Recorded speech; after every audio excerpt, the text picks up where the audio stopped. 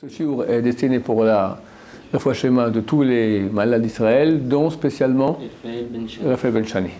Ok, donc Rouven nous pose la question à propos du Moussar, c'est-à-dire les textes de la Torah, des sages d'Israël qui sont censés nous encourager à ne pas faire de bêtises, à être droit, s'éloigner du mal et se renforcer dans le bien. La majorité des livres de Moussar que nous avons, les grands classiques, sont un Moussar cassant, qui va mettre en relief la gravité de chaque péché, les sanctions terribles qu'il y a pour chaque péché. En deux mots, si tu n'es pas parfait, no chance. T'as aucune chance. Ce Moussar était adapté aux gens des générations passées qui savaient se battre. La vie était dure et pour toucher quelqu'un, il fallait le cogner, il fallait le taper. Alors on ne peut pas taper avec un bâton, on tapait avec du moussard. Et ça marchait. Aujourd'hui, même au niveau éducatif, tu verras qu'un temps, la gifle était un moyen éducatif très utilisé. Aujourd'hui, beaucoup moins. Baruch Hashem. Il faut s'exagérer. Ici en Israël, je ne vais pas aller en tout pour dire une chose pareille, mais l'État d'Israël, s'il y a un témoignage comme quoi un père a giflé ou a frappé, a fait une petite fessée même à son fils, c'est 7 ans de tôle ferme. Faites attention de 7 ans de tôle ferme. Pour une fessée. Pour une fessée. Donc dans la pensée mondiale, d'accord, on est beaucoup moins dur. Alors c'est certainement meilleur, mais il y a un petit désavantage quand même, c'est que la personne ne supporte plus aujourd'hui la difficulté. Les gens ne sont pas habitués à la dure, ils sont habitués au contraire au luxe. D'accord, il faut comprendre qu'aujourd'hui, ce qu'on appelle une famille pauvre, c'est ce qu'il y avait il y a 50 ans ou il y a 100 ans, c'était quelqu'un qui était richissime, d'accord, qui avait une maison avec plusieurs chambres, qui avait... je me souviens, le Rav Elbaz, il est issu d'un bled au Maroc, 10 km du bled d'où venait de mon beau-père. Et quand ils se sont rencontrés les deux, ils ont parlé. Alors le Rav Elbaz a dit, celui qui avait à l'époque 2 chèvres, il était appelé comme riche. 2 chèvres, d'accord, c'était le riche du village. Quoi téléphone, quoi voiture, quoi aujourd'hui, rien que la richesse qu'il y a au niveau alimentaire. Tu as tout ce que tu veux. Et je parle en cachère, pas cachère, c'est des rayons de fromage, des rayons de poisson, des rayons de viande. Bon. Donc on est habitué à beaucoup satisfaire tous nos petites envies les plus petites. Et donc il nous va beaucoup plus dur de faire des efforts, de subir des souffrances.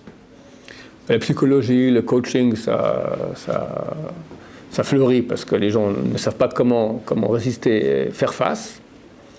Donc c'est au niveau du moussard. Si maintenant, quelqu'un qui vient maintenant se travailler, chose nécessaire, il va prendre des livres des livres classiques, ça peut être très très dangereux. Par exemple, il y a un livre qui est un des musts, écrit au XIIIe siècle, Rabbeinu Yonah, un des grands rabbins du Moyen-Âge, d'accord, le must sur la tchouva, Sha'arei Tchouva, les portes du repentir, traduit en français. Interdiction formelle de le lire, ou, si on le lit, mais pas le prendre au sérieux. Parce qu'il te donne, par exemple, pour la tchouva, le premier chapitre, 20 conditions pour faire tchouva. La tristesse, le regret, les pleurs, le désespoir, la souffrance, d'accord. Un programme qui peut prendre ça au sérieux? Impossible. C'est vrai qu'il faut du regret dans la tchouva, mais c'est extrêmement... avec les pincettes. Parce que si quelqu'un maintenant, à cause du regret, il tombe en déprime, il a tout perdu. L'essentiel, ça faut bien comprendre, l'essentiel du service d'Hachem se fait dans la joie, dans l'amour de Dieu, dans l'image positive qu'on a de soi-même. Et ça, c'est une chose qui est rare aujourd'hui, comme j'ai dit. Les gens sont très faibles, un petit pic comme ça les détruit. J'ai souvent cité ici, je le recite pour que ça rentre bien dedans, la Gemara dans Sanhedrin dit: pourquoi Dieu a-t-il créé le premier homme seul? Il aurait pu créer 7 milliards d'habitants, d'un coup. Pour que chaque homme dise, pour moi, il valait la peine que le monde entier soit créé. Ce n'est pas une parole en l'air, c'est une réalité. Chacun de nous doit penser, il y a Hachem et moi, c'est tout. Et Dieu a créé ce monde entier pour moi. Et même, la tendance, elle est de dire, ouais, mais tout ce qu'il a fait pour moi, et moi, qu'est-ce que je fais? Je ne suis même pas capable de... Ça, c'est le côté négatif qui vient, t'es nul, t'es un vaurien, t'es un machin. C'est archi faux. Très souvent, ça provient aussi de parents qui ont culpabilisé. Très souvent, la méthode éducative ancienne passait par la culpabilisation. C'est très facile de culpabiliser, c'est beaucoup plus dur d'encourager. Il est connu que la culpabilisation aujourd'hui au niveau éducatif n'amène presque aucun résultat. Alors que l'encouragement amène beaucoup de résultats. Ton fils amène un 2 sur 20 en maths. Tu peux lui dire que tu es un nul. Tu peux dire, mais c'est génial. La dernière fois, tu as amené un 1. Tu as fait 2 fois mieux. Tu t'appelles, allô papa? Bien, dis à grand-papa, Pépé, regarde, il a amené 2 sur 20. C'est fantastique. On fait un gâteau, on fait une fête. Le gosse, il rentre dans sa chambre, qu'est-ce qu'il fait? Il prend le bouquin de maths, il ouvre, il se met à étudier. Il était un nul en maths. Alors, il rentre dans sa chambre, il voit le bouquin de maths, il va dormir de l'autre côté de la chambre. Il ne peut pas voir ça. Il rentre dans le cours de maths, ses oreilles se bouchent. Idem nous avec Hachem. Si l'idée d'Hachem, elle est menaçante, et très souvent, lorsqu'on a eu des pères qui étaient... la psychologie explique que dans l'âge enfantin, le père et Dieu forment la même réalité dans l'esprit de l'enfant. Alors quand tu as un père qui est menaçant, qui est dur, tu as une image d'un Dieu qui est dur et menaçant, c'est pas du tout juste, c'est complètement faux. C'est vrai qu'il peut être dur, c'est vrai qu'il peut être menaçant, c'est absolument vrai. Mais aujourd'hui, ce n'est pas le cas, parce que ça ne marcherait pas. Il comprend ça, il connaît la réalité. Regardez le nombre de miracles que Dieu nous fait ici en terre d'Israël. Phénoménal. Phénoménal. Phénoménal. Et pourtant, on ne va pas dire qu'on est sous des tzadikim. Donc Hachem comprend très bien que même ceux qui sont loin de Torah, etc., c'est des gens faibles, c'est des gens qui sont il comprend que la qualité aujourd'hui des âmes, au début il y avait des grandes âmes. Plus on avance dans l'histoire, ce sont des petites âmes. Nous aujourd'hui, on va voir ma chère très bientôt, j'espère très très bientôt. Il faut comprendre que nous sommes les fonds de tiroir. Alors qu'est-ce qu'on demande? Si on va exiger de nous ce que la Torah exigeait des Juifs il y a 800 ans, ou même il y a 50 ans, ou même il y a 20 ans, on est perdu. Donc il faut savoir réajuster et comprendre que la réalité, elle est que Dieu nous aime énormément. Surtout les Baal Tchouva. Aujourd'hui, un jeune garçon, venant d'Occident, il a toutes les bonnes milliers de raisons d'envoyer tout bouler. Qu'est-ce qu'on lui propose? Tous les plaisirs les plus grands du monde, il appuie sur un bouton. Clic, il a ce qu'il veut. Ce qu'il veut. Quelqu'un m'a dit aujourd'hui ou hier, je ne sais plus comment, dans quel cadre, que le taux de concentration, quelqu'un m'a dit ça, voilà, hier, il m'a dit, on partait maintenant des modèles de conférences. Moi, mon modèle, ça prend une demi-heure, des cours que je fais sur... Il m'a dit, ça s'est adapté à moi-même, mais sache qu'aujourd'hui sur Internet, les gens, il leur faut peu de temps. Parce qu'aujourd'hui avec Internet, les gens sont plus habitués à se concentrer. Il faut du fast-food, rapidement. Dans tout, c'est rapide. Un temps pour faire, je ne sais pas moi, réchauffer un plat du frigo. Il fallait prendre la casserole, mettre un peu d'eau, sinon ça va sécher. Tu mets sur le feu. Encore plus gentil, je mets sur le feu. Alors, il y a 100 ans, il fallait faire le feu. Mettre une bûche, attendre, voilà, tu sors le machin, tu mets un peu d'eau, tout ça. Aujourd'hui, micro-ondes, tac, et il faut attendre 2 minutes des fois. 2 minutes. Tu tournes en rond, t'en peux plus. D'accord? On est super impatient. On n'a pas de patience. On n'est pas... L'effort d'étude, dans le monde, l'effort d'étude a beaucoup, la capacité d'étude, de concentration a énormément baissé. Les gens sont habitués justement au moindre effort. Donc nous aussi, il faut qu'on réajuste maintenant notre image de nous-mêmes à ce que nous sommes. Et savoir qu'on a une tendance à être beaucoup trop dur avec soi-même, d'autant plus si on a reçu une éducation culpabilisante, chose facile à faire. Au contraire, les parents doivent aller prendre le bon côté, le prendre avec un télescope, l'agrandir, c'est comme ça que ça fonctionne.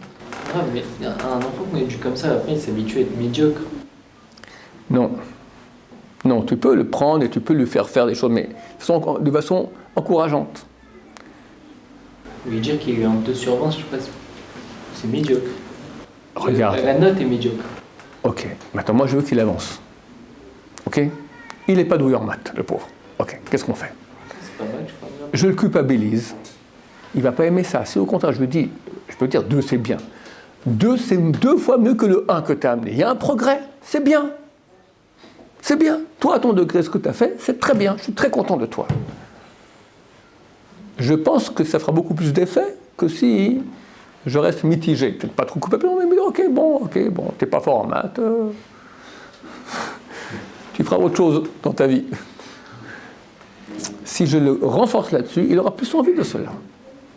C'est comme ça que ça fonctionne. Avec nous-mêmes aussi. Et on a une tendance, tous, très négative, à se voir mal.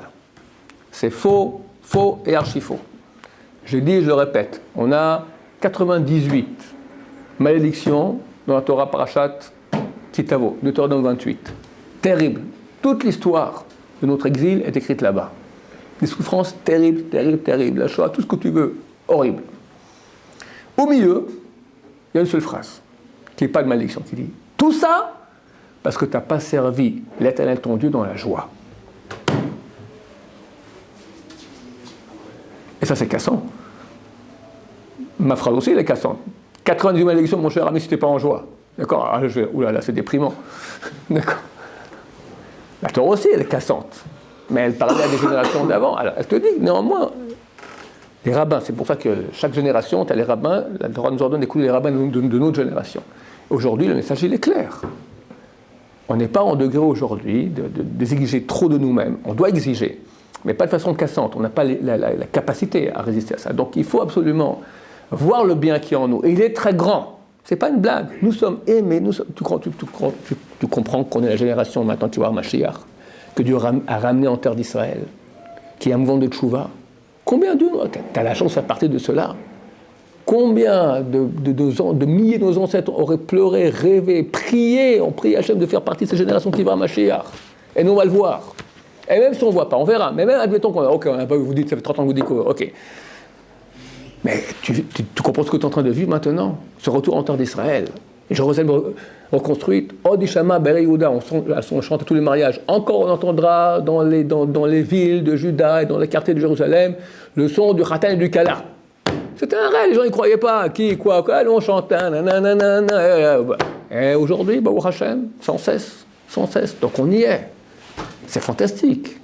Et maintenant, quelqu'un qui a fait tchouva, donc qui peut revenir vers Hachem, c'est marqué que le Mashiach vient à cause des Balchou, Goël, vient à Sion, le Goël, le Rédempteur, ou le Shavef, Yaakov, à ceux qui reviennent du péché de Yaakov. Péché, c'est les pires. Tachet, c'est un péché involontaire. Ta'avon, péché volontaire. Pécha, exprès. T'as cachère et non cachère, et ben je prends le non cachère exprès. Et ceux qui font tchouva de ça, c'est pour ceux que le Mashiach y vient. Alors combien on doit être heureux? Et regarde, tout ce que Hachem nous donne, rien que dans notre corps.